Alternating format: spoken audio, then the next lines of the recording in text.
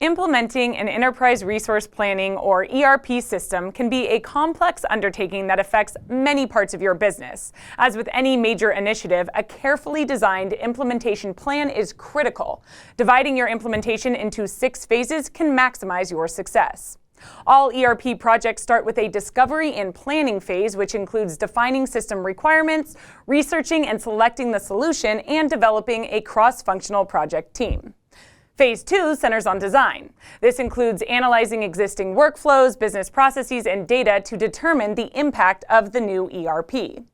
In Phase 3, the development of your ERP begins. This includes software configuration, data migration, and customization, as well as any integrations with other business applications that aren't replaced by the ERP.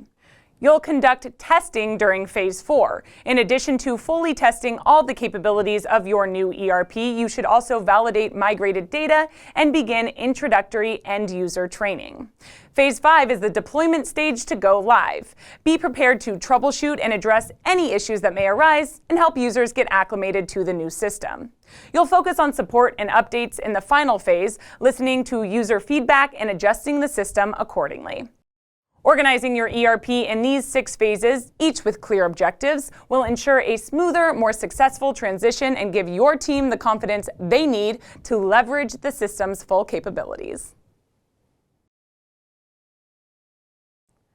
Did you like what you learned about the 6 key phases of an ERP implementation plan?